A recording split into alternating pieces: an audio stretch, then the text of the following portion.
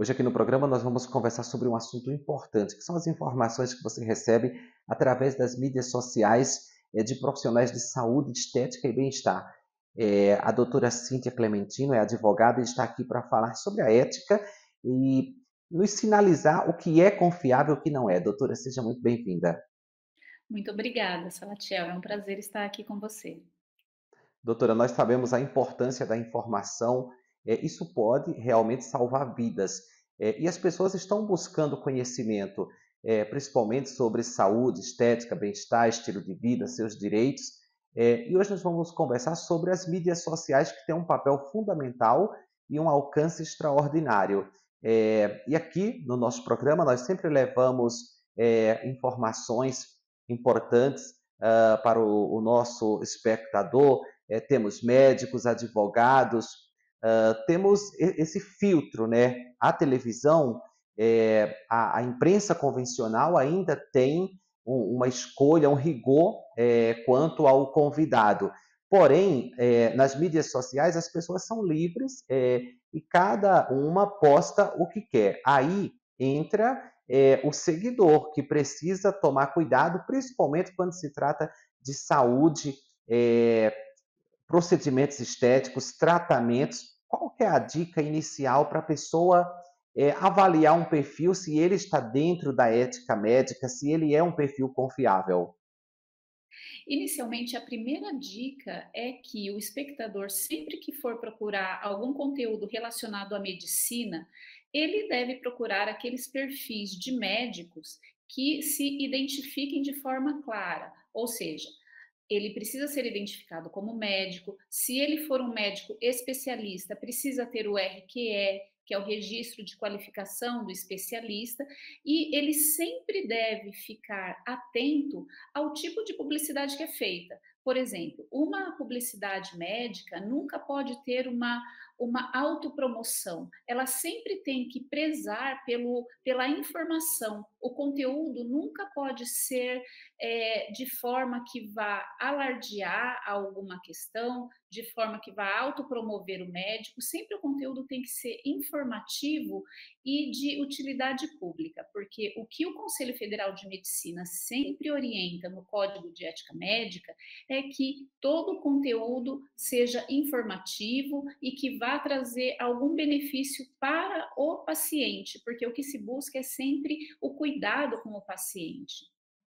Quando nós falamos de conteúdo informativo de utilidade pública, estamos falando do médico compartilhar conhecimento que ele adquiriu em um congresso, comentar os estudos recentes, trazer realmente um respaldo científico daquilo que ele está comunicando para a sua audiência, certo, doutora?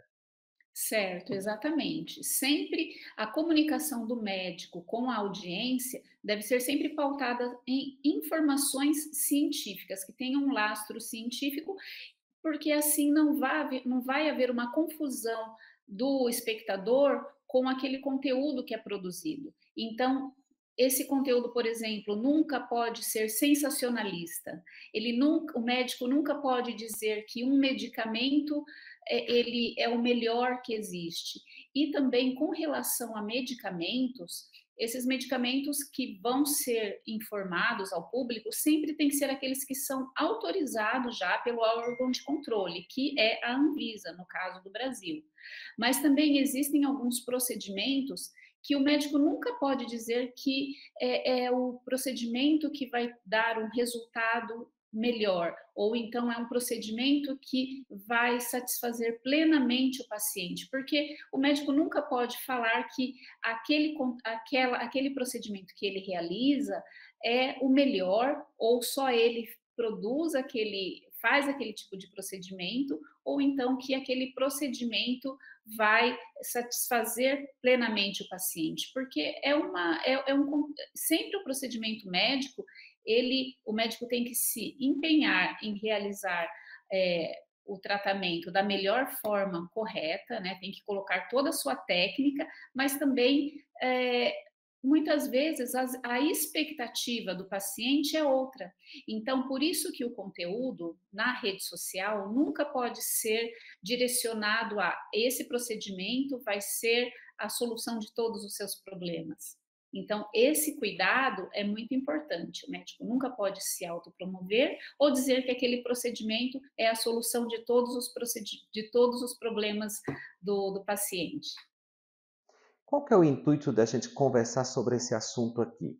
É que nós sabemos, né, a influência das redes sociais na vida das pessoas. E o que é que a doutora Cíntia está dizendo? Vamos traduzir isso no popular. Você deve desconfiar daquele médico, daquele profissional de saúde que promete resultados ou que diz só eu faço isso, é o meu método, é o meu protocolo, é exclusivo.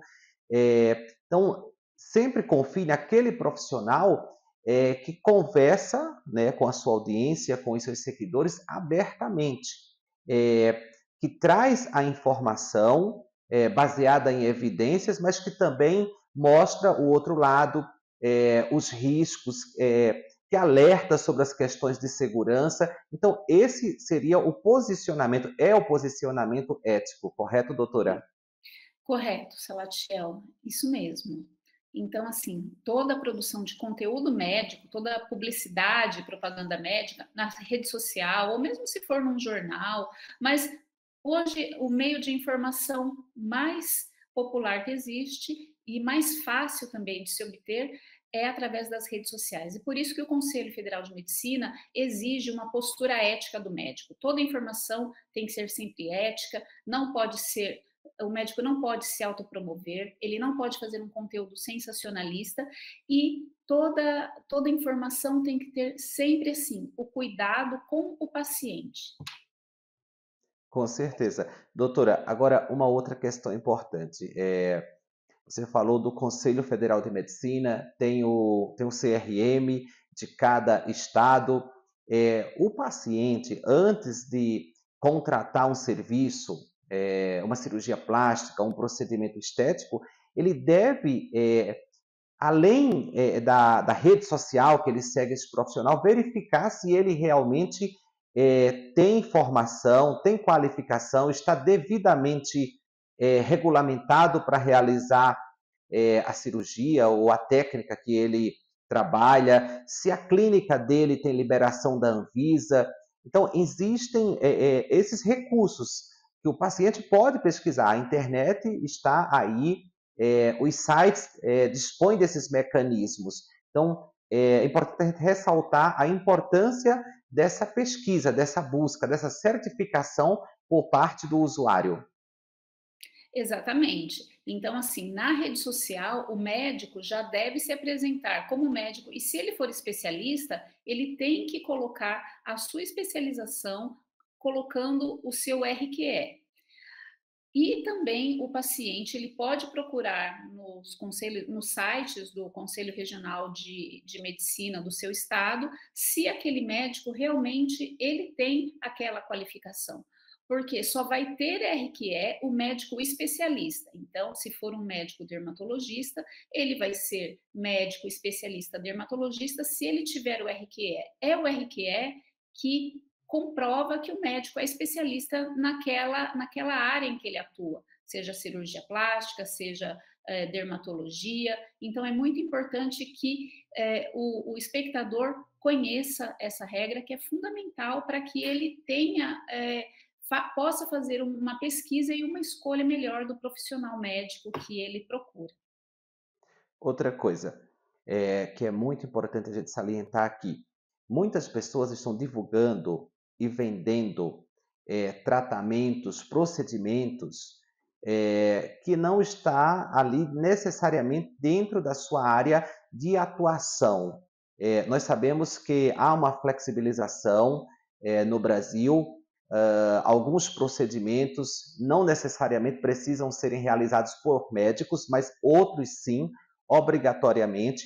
Então, é importante você saber também, né, doutora, se a pessoa que você está marcando a sua consulta, agendando o seu procedimento, ela está licenciada, liberada para realizar aquele atendimento. Sim, exatamente. Até porque existe uma conversa aí entre o Conselho Federal de Medicina, que está divulgando o ato privativo do médico. Existem alguns procedimentos, principalmente falando de procedimentos estéticos, né, que são privativos do médico. Então, qualquer procedimento que seja mais invasivo, o médico ele entende, e o Conselho Federal de Medicina, principalmente, entende que aquele ato é privativo do médico. Então, alguns outros profissionais que têm qualificações, como dentistas ou esteticistas, eles não podem realizar todo tipo de procedimento estético, por exemplo. Alguns são exclusivos do médico. Então, isso também é muito importante de ser difundido para que o paciente que queira procurar algum médico para realizar algum procedimento, ele precisa se certificar que aquele procedimento estético, por exemplo, que é o que está muito em voga, né? Algum procedimento estético, ele pode ser realizado apenas por médico, ou se ele pode ser realizado por um esteticista, por exemplo. Então, assim, se o procedimento for mais invasivo, é um ato privativo do médico. E só o médico especialista em realizar a cirurgia ou o médico dermatologista, que também é uma especialidade médica, vai poder realizar aquele procedimento com segurança que o paciente deve ter. Excelente. Então, mais uma vez, o site do Conselho, tanto de Medicina, quanto de Biomedicina, quanto de Odontologia, vai deixar claro o que é permitido e o que não é permitido. E o paciente é quem vai fazer essa escolha. Inclusive, doutora, nós estamos aqui discutindo um assunto de utilidade pública e você que acompanha essa entrevista, essa nossa conversa, né? Também pode prestar um serviço importante para a sociedade. Se você acompanhar alguém é, que faz, né, que divulga procedimentos e não é um médico, não é um biomédico, não é um dentista e está realizando algo suspeito, você pode, inclusive, acionar esses órgãos competentes. O usuário pode também colaborar, né? É uma prestação de serviço à sociedade. Sim, com certeza. O espectador, o usuário que está navegando ali numa rede social, se ele ver alguma publicidade relacionada a procedimento médico, procedimento estético, e que ele desconfie que aquela publicidade tem algum conteúdo que seja sensacionalista, por exemplo, ele pode sim pesquisar e fazer uma denúncia no Conselho Federal de Medicina, no Conselho Federal de Odontologia, perante os órgãos de controle, né? Perante a própria Anvisa também pode ser feita, porque aí vai ser iniciado um processo investigativo para verificar se ocorreu mesmo alguma violação ética, se aquele procedimento ele poderia ser realizado por aquele profissional não médico, ou se ele é exclusivo de um médico. E aí todas as investigações vão transcorrer. Se por acaso for um ato privativo médico e quem estiver realizando o procedimento não for médico, ele vai ter que responder e vai ter que arcar com essas consequências legais, criminais, até onde ele provocou algum dano ou não. Então, é importante sim que o espectador também denuncie caso ele entenda que aquele conteúdo não está adequado com a ética, né? Com certeza. Doutora, muito obrigado pelas informações e volte outras vezes para tirar nossas dúvidas.